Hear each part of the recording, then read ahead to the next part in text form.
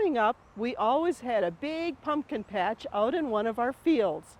At least we called them pumpkins, even though they didn't look like the orange pumpkins of today. Ours were grown from seeds handed down over the generations, and we always saved seeds for the following year. When it got cold and frost was predicted, we took our old pickup and headed out to harvest. Today I'm going to visit with Jenny Toole to find out lots more about gourds, pumpkins, and squash. Welcome, Jenny. Thank you. Thank you for coming out here at this crazy time of year. What is your job here at the Arboretum? I am a researcher in the wine grape program at the Horticultural Research Center. And on the side, we do all the pumpkins, gourds, and squash that are displayed at the Arboretum and sold at the Apple House. How did you get involved or interested in the pumpkins, gourds, and squash? Well, I've always loved squash. Squash is a big thing. We had it, I've grown up with it, had it as a child. And then I am a professional chef as well. So I loved coming up with new ways of making squash. There's so many squash from all over the world, and I love experimenting with different recipes from different areas, Italy, South America, Asia. So I really love finding all the different squash from those different areas. Are gourds, pumpkins, and squash, are they all related or in the same family? They are all in the same family, and at different times in their life, they're all edible. They're better when they're younger, they're softer, but we like to let them harden in the field and then become like the cool decorative things that you display in the fall. Squash and pumpkins kind of intermix in their species. What I define as a pumpkin is something more ornamental or decorative, like the orange pumpkins. The white pumpkins aren't very good for eating.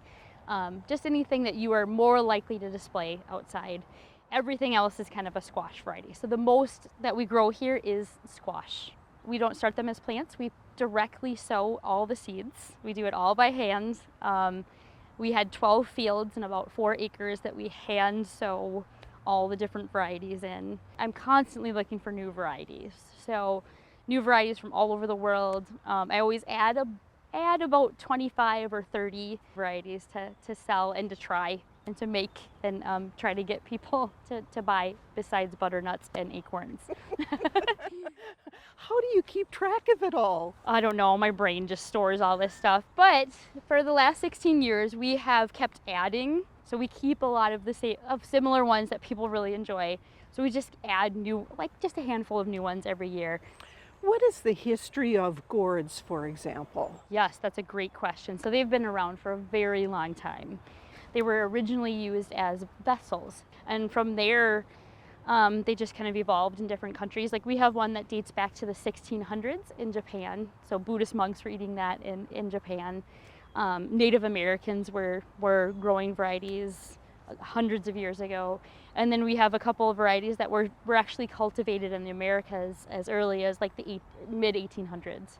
Most of them started in Central and South America and in Asia and then just spread from there. So they were taken by explorers, especially from like Asia to France, or Central America to Europe, and then Central America to the United States as well. So very, very old crop.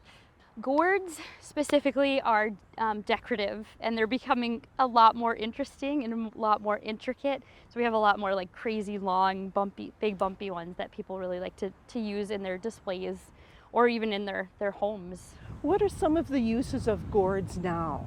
Gourds, like loofah gourds, actually are gourds. So I think a lot of people don't really realize that. So we grow them. It's a specific kind of gourd from the Lagenaria family. So a similar family to the vessel gourds, or the ones used as musical instruments like maracas, are actually just dried down gourds with seeds in them. So this is a loofah. So once it gets dried down and peeled, it's actually that thing that you use in your bathtub. You know, the sponge that you use in your bathtub. I feel like a lot of people think that it's from like the sea. It's because it's a sponge, right? I think a lot of people do, so don't feel bad about that. But actually, as this gets dried down, you peel that off, and the inside is what you buy, is that sponge that you use. It's a really fun thing to grow, especially for kids, to show them the final use of it. How can you get gourds to last longer? Like if you want to use them for a birdhouse. The more stem that you leave on them, it's almost like having tomatoes on the vine when you pick them. If you leave stem and if you leave a little bit of the vine on there, that will keep them for a longer time. I have also used things like cooking oil. You spray a little bit of cooking oil, and it actually will protect the outside coating. You have to let it dry down a little bit, but it helps them last longer.